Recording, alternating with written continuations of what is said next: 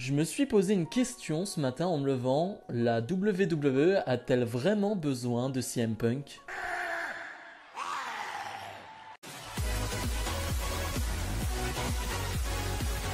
Et bonjour à tous, on se retrouve aujourd'hui pour une nouvelle vidéo spéciale CM Punk. Décidément en ce moment, on parle beaucoup de CM Punk, mais en même temps c'est un sujet d'actualité qui nous passionne, qui me passionne énormément. Alors, je mets tout de suite en place les choses. CM Punk devrait ou va signer du côté de AEW. C'est pas officiel bien évidemment, mais les rumeurs sont énormes. Et il y a des petits teasers du côté des shows d'AEW qui font que on peut penser que CM Punk sera présent au prochain show à Chicago. Mais on en reparlera parce que je pense que je referai une vidéo parce que même si je ne regarde pas AEW, c'est un moment que je regarderai. Donc je pense qu'on en reparlera. Mais bref, c'est une question que je me posais. Donc CM Punk et la WWE.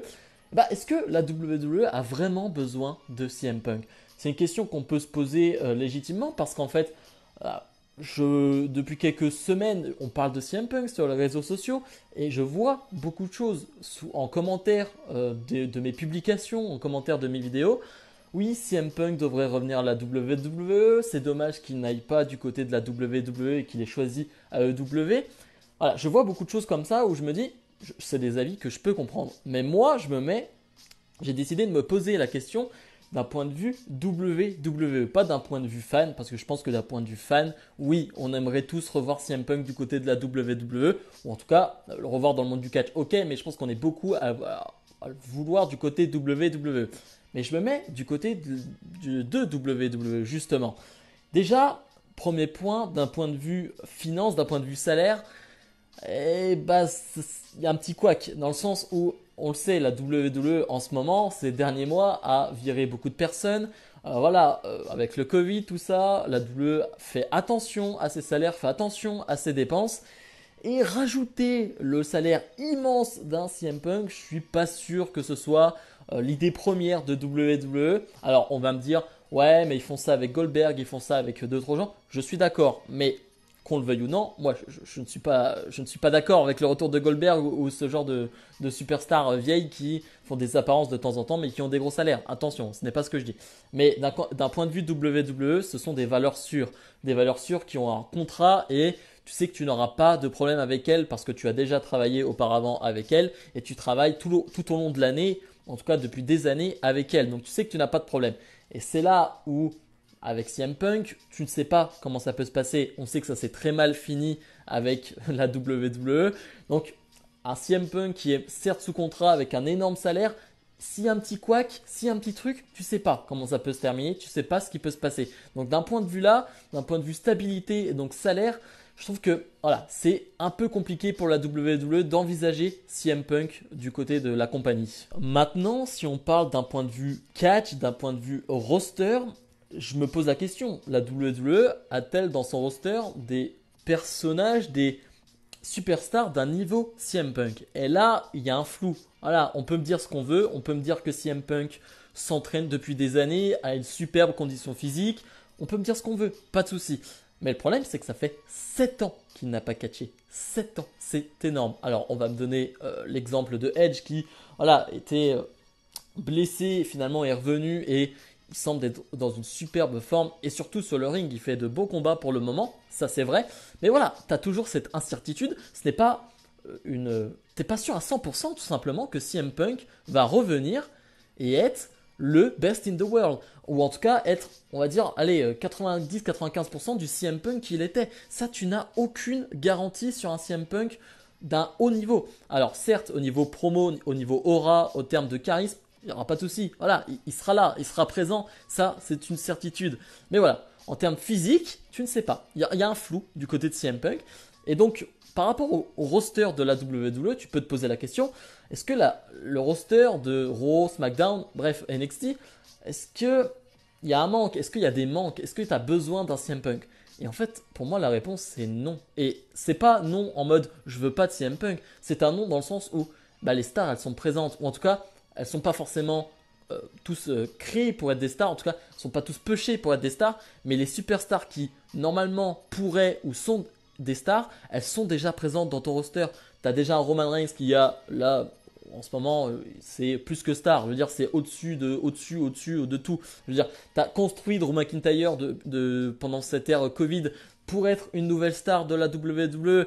Tu essayes aussi de construire. Alors là, bien évidemment, on ne parle pas de stars d'un niveau là, mais tu as des jeunes comme Dominic Mysterio qui éclot à un haut niveau. Tu as ce Matt Riddle par exemple. Ok, on n'est pas d'un niveau CM Punk, bien évidemment. Mais c'est là tout le problème de WWE. Ça fait des années qu'on le sait. C'est cette incapacité à construire des stars, bien évidemment. Mais ce n'est pas CM Punk qui changera ça en fait. Ce n'est pas CM Punk qui changera le fait qu'il y ait d'autres stars du côté de la WWE ou que ça push d'autres personnes. Non, ça ne changera rien. Tu rajouteras juste une star et c'est tout.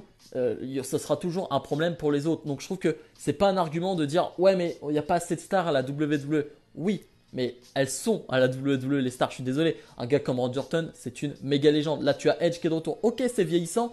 Mais je vous rappelle que CM Punk n'a pas 30 ans. Hein. Il a la quarantaine, je crois, quelque chose comme ça. Donc là aussi, on est sur une superstar plutôt vieillissante qui, encore une fois, ne t'offre aucune garantie. Donc pour moi, ce n'est pas un argument non plus. Je trouve que CM Punk, c'est un ajout.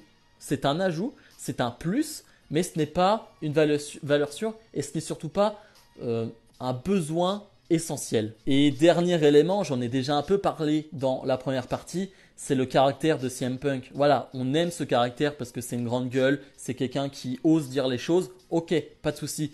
Mais la WWE, on sait, c'est assez aseptisé. Voilà, tu vas pas avoir de grosses déclarations de superstars, tu vas pas avoir des trucs qui sortent du lot. On va dire, on le sait maintenant en 2021, c'est très aseptisé, c'est très contrôlé. Et quelqu'un comme CM Punk qui, j'en suis sûr et certain, pourrait parler d'AEW, pourrait parler de WWE encore une fois et de cracher sur WWE même en étant sous contrat chez WWE.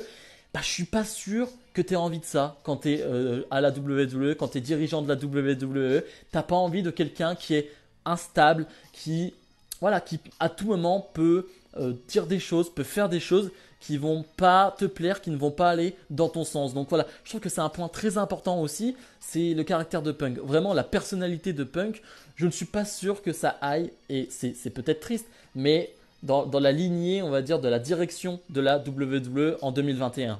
Voilà, c'est ce que j'en pense, on va dire. C'est ce que je pense de CM Punk et la WWE, ce besoin, cette envie. Bref, en tout cas, c'est mon avis, bien évidemment. J'ai essayé d'argumenter, j'ai essayé de faire une petite vidéo argumentée, bien évidemment. Je ne vais pas juste vous dire non, il ne faut pas que la WWE essaye CM Punk. De toute façon, ils n'ont même pas essayé. Je veux dire, ça fait 7 ans qu'il est parti.